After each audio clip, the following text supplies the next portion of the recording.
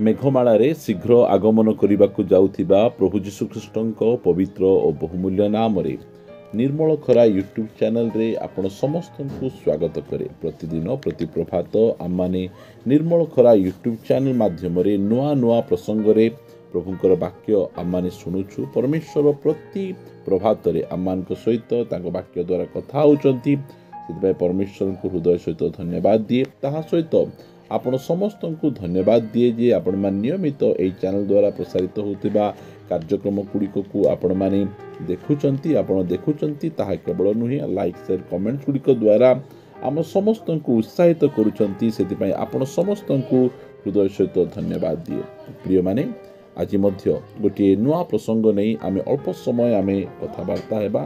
यीशुख्रीष्ट कहिले ए दुईटी स्त्री को भूलंतु नहीं। प्रभु यीशुख्रीष्ट कहिले ए दुईटी स्त्री को भूलंतु नहीं। प्रभु यीशुख्रीष्ट कहिबार उद्देश्य को बुझिबा काहेकि से दुईटा स्त्रींकर विषय रे भूलंतु नहीं, स्मरण रे रखंतु।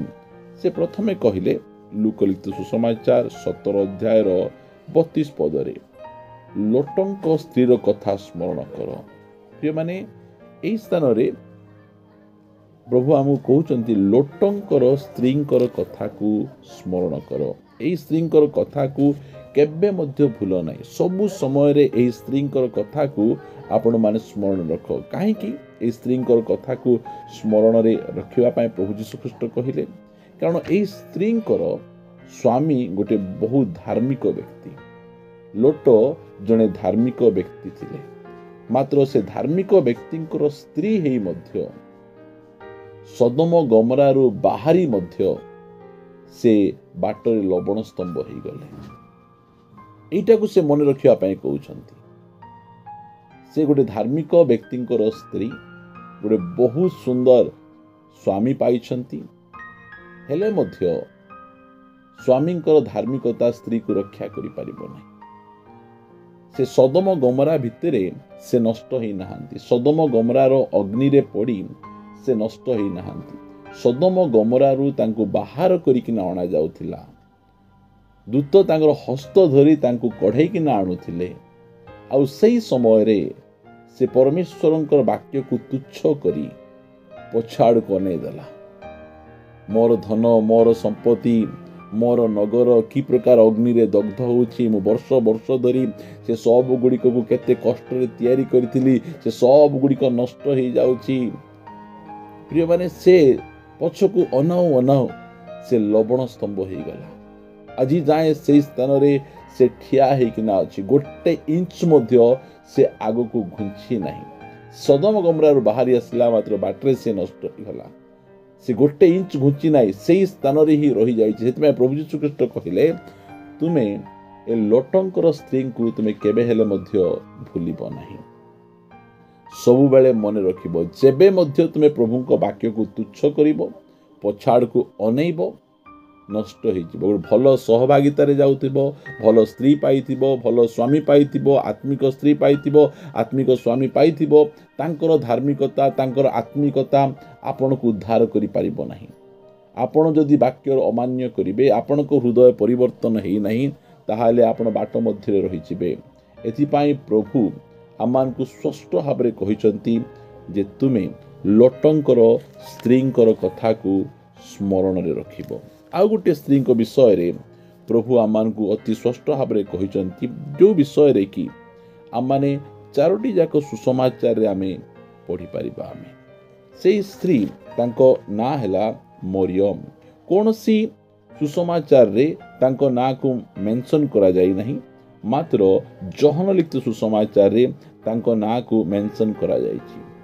12 अध्याय जहन 12 अध्याय 3 पद रे सेतेबेले मरियम अधसेर अति बहुमूल्य विशुद्ध जटामांसी तैल घेनी यीशुंक पादरे ताहा लगेई अपना केशरे ताहांक पाद पोछि देले। आउ तैलर सुबासरे घरटी महकी गला। एई स्त्री को पापिष्टा स्त्री देखंतु, से जने धार्मिक व्यक्तिंकर स्त्री, मात्र एई जो मरियम ए जने पापिष्टा स्त्री, गोटे दुष्ट स्त्री, भूल काम करुथिबा स्त्री। से जो परिवर्तन होइछंती, प्रभुंक निकट को आसीछंती। से ନିଜର ବହୁମୂଲ୍ୟ ଅତି କଷ୍ଟଲି ସେ କଷ୍ଟଲି ଜଟାମାଂସୀ ବିଶୁଦ୍ଧ ତୈଳ ଯେଉଁ ତୈଳ ଦ୍ୱାରା ସେ ଅନ୍ୟମାନଙ୍କୁ ନିଜ ଆଡ଼କୁ ଆକର୍ଷଣ କରୁଥିଲେ ଏବେ ତାହାକୁ ସେ ସମାପ୍ତ କରୁଛନ୍ତି। ସେହି ପାତ୍ରକୁ ଭାଙ୍ଗୁଛନ୍ତି, ନିଜକୁ ଭାଙ୍ଗୁଛନ୍ତି ଆଉ ଏହି ପ୍ରକାର ସେ ଆରାଧନା କରୁଛନ୍ତି ଯେ ଘରଟା ସମ୍ପୂର୍ଣ୍ଣ ଭାବରେ ମହକି ଉଠୁଛି। ସମସ୍ତେ ତାଙ୍କର ସେହି ଆରାଧନାରେ ସମସ୍ତେ ସେ ବାସନାକୁ ସେମାନେ ସ୍ମରଣ କରିପାରୁଛନ୍ତି। ସେଥିପାଇଁ ତାଙ୍କର ସେ ଆରାଧନାକୁ ଦେଖି ଶିଷ୍ୟମାନେ ମଧ୍ୟ ରାଗିଗଲେ। ଏସବୁ ଯାକ କାହିଁକି ବିକ୍ରୟ କରି ଦରିଦ୍ରମାନଙ୍କୁ ଦିଆଯାଉ ନାହିଁ? ଏହି ପ୍ରକାର କଥା କହି ତାଙ୍କୁ ବିରକ୍ତ କରିବା ସମୟରେ ପ୍ରଭୁ ଯୀଶୁଖ୍ରୀଷ୍ଟ କହିଲେ ମାର୍କଲିଖିତ ସୁସମାଚାର 14 ଅଧ୍ୟାୟର 9 ପଦରେ, ମୁଁ ତୁମମାନଙ୍କୁ ସତ୍ୟ କହୁଅଛି ସମସ୍ତ ଜଗତର ଯେକୌଣସି ସ୍ଥାନରେ ସୁସମାଚାର ଘୋଷଣା କରାଯିବ ସେ ସ୍ଥାନରେ ଏ ସ୍ତ୍ରୀ ଲୋକର ସ୍ମରଣାର୍ଥେ ତାହାର ଏହି କର୍ମର କଥା ମଧ୍ୟ କୁହାଯିବ। ପ୍ରିୟମାନେ, ଲୋଟଙ୍କର ସ୍ତ୍ରୀଙ୍କ ବିଷୟରେ ଗୋଟିଏ ସୁସମାଚାର ଲୁକଲିଖିତ ସୁସମାଚାରରେ କୁହାଯାଇଛି। ମାତ୍ର ଏହି ମରିୟମ ଏହି ସ୍ତ୍ରୀଙ୍କର କଥା ସମ୍ପୂର୍ଣ୍ଣ ଭାବରେ 4ଟି ସୁସମାଚାରରେ ଯାକ କୁହାଯାଇଛି। ଏଇଟାକୁ ଆମେ ମନେ ରଖିବା। ଆମେ ଏହି ସ୍ତ୍ରୀଙ୍କର କଥା ତାଙ୍କର ଜୀବନ ପରିବର୍ତ୍ତନ, ଗୋଟିଏ ବ୍ୟକ୍ତିଙ୍କର ଜୀବନ ପରିବର୍ତ୍ତନ ହେଇଗଲା ପରେ ସେମାନେ କି ପ୍ରକାର ଭାବରେ ପ୍ରଭୁଙ୍କ ନିମନ୍ତେ ସମର୍ପିତ, ସବୁ ବିଷୟକୁ ଆଣି ପ୍ରଭୁଙ୍କ ପାଦ ତଳେ ଅଜାଡ଼ି ଦେଉଛନ୍ତି। କୌଣସି ବିଷୟକୁ ସେ ରଖୁନାହାନ୍ତି। ଯେଉଁ ବିଷୟ ଗୁଡ଼ିକ ଦ୍ୱାରା ସେ ଲୋକମାନଙ୍କୁ ଆକର୍ଷଣ କରୁଥିଲେ ସେ ସବୁ ବିଷୟ ଗୁଡ଼ିକ ପ୍ରଭୁଙ୍କ ପାଦ ତଳେ ସମର୍ପଣ କରୁଛନ୍ତି ଆଉ ପରମେଶ୍ୱରଙ୍କର ଗୌରବ କରୁଛନ୍ତି। ଲୋକମାନେ କ'ଣ ଭାବିବେ, ଏ ଲୋକ କ'ଣ କହିବ, ସେ ଲୋକ କ'ଣ କହିବ। କାରଣ ଅନ୍ୟ ସୁସମାଚାରରେ ଦେଖୁଛୁ ଯେ କୁଷ୍ଟି ସିମୋନଙ୍କ ଘରେ ପ୍ରଭୁ ଯୀଶୁଖ୍ରୀଷ୍ଟ ଭୋଜନ କରୁଥିବା ସମୟରେ ଏହି ସ୍ତ୍ରୀ ଲୋକ ଆସିଲେ, ତାଙ୍କୁ ଡକାଯାଇ ନଥିଲା। ଯେଉଁ ସମୟରେ ସେ ଦେଖୁଛନ୍ତି ପ୍ରଭୁ ଯୀଶୁଖ୍ରୀଷ୍ଟଙ୍କୁ କୁଷ୍ଟି ସିମୋନ ଡାକିଲେ, ସମ୍ମାନିତ କଲେ ନାହିଁ, ପାଦ ଧୋଇଲେ ନାହିଁ, ତୈଳ ଲଗାଇଲେ ନାହିଁ, ଚୁମ୍ବନ କଲେ ନାହିଁ, ପ୍ରଭୁଙ୍କର ଯେମିତି ମର୍ଯ୍ୟାଦା ଆଉ ଗୌରବ କରିବା କଥା ସେମିତି କରିନାହାନ୍ତି। ସେହି ସମୟରେ ମରିୟମକୁ ବହୁତ କଷ୍ଟ ଲାଗିଲା। ମୋର ପରମେଶ୍ୱରଙ୍କୁ ଗୌରବ କରୁନାହାନ୍ତି। ସେ ଯାଉଛନ୍ତି ଆଉ ପରମେଶ୍ୱରଙ୍କୁ କେମିତି ଗୌରବ କରାଯାଏ, ପରମେଶ୍ୱରଙ୍କୁ କେମିତି ମହିମା କରାଯାଏ ଏହା ସେ ଶିଖାଉଛନ୍ତି। ଗୋଟିଏ ସ୍ତ୍ରୀ କି ପ୍ରକାର ବ୍ୟାକସ୍ଲାଇଡ୍ ହେଇଯାଆନ୍ତି, ଲବଣ ସ୍ତମ୍ଭ ହେଇଯାଆନ୍ତି, ଗୋଟିଏ ସ୍ଥାନରେ ରହିଯାଉଛନ୍ତି। ମାତ୍ର ଏହି ସ୍ତ୍ରୀ ଫାରୁସି ମାନଙ୍କୁ ମଧ୍ୟ ଟପିକିନା, ଧର୍ମ ନେତାମାନଙ୍କୁ ମଧ୍ୟ ଟପିକିନା ଅଧିକ ପ୍ରଭୁଙ୍କୁ ପ୍ରେମ କରୁଛନ୍ତି, ସମ୍ମାନ କରୁଛନ୍ତି। ସେଥିପାଇଁ ପ୍ରଭୁ ଯୀଶୁଖ୍ରୀଷ୍ଟ କହିଲେ এই ଦୁଇଟା ସ୍ତ୍ରୀଙ୍କର କଥାକୁ ସ୍ମରଣରେ ରଖ ସବୁବେଳେ।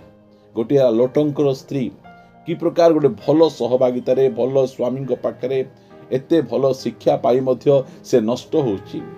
ଆଉ ଗୋଟିଏ ଦୁଷ୍ଟ ସ୍ତ୍ରୀ, ପାପିଷ୍ଟା ସ୍ତ୍ରୀ, ସେ ସମାଜରେ ଏତେ ଭଲ ମାନୀ ମର୍ଯ୍ୟାଦା ନାହିଁ, କଦର୍ଯ୍ୟ ଭାବରେ ସେ ଜୀବନ କାଟୁଥିଲା। ମାତ୍ର ପରିବର୍ତ୍ତନ ହେଲା ପରେ ତାର ଜୀବନ ଶୈଳୀ ମହକି ଉଠୁଛି, ତାର ଆରାଧନା ମହକି ଉଠୁଛି, କଥାବାର୍ତ୍ତା ମହକି ଉଠୁଛି ଆଉ ପ୍ରଭୁଙ୍କୁ କି ପ୍ରକାର ଭାବରେ ସେ ସମ୍ମାନିତ କରୁଛନ୍ତି।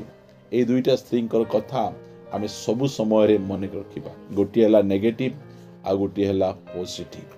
ଆମେ ସେ ନେଗେଟିଭ ଆଡ଼କୁ ଯିବା ନାହିଁ, ଆମେ ପଜିଟିଭ ଆଡ଼କୁ ଯିବା। ଆମେ ଯଦି ପଛଘୁଞ୍ଚା ଦେଲୁ ଆମମାନେ ଲବଣ ସ୍ତମ୍ଭ ହେବୁ।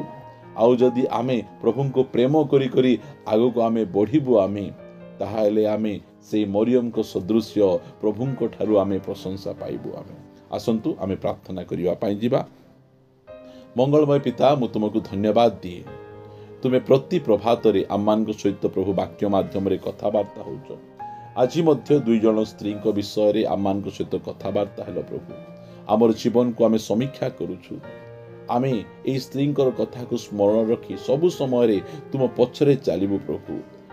କୌଣସି ସମୟରେ ତୁମ ବାକ୍ୟକୁ ଅମାନ୍ୟ କରିବୁ ନାହିଁ, ନହେଲେ ଆମେ ଲବଣ ସ୍ତମ୍ଭ ହେଇଯିବୁ।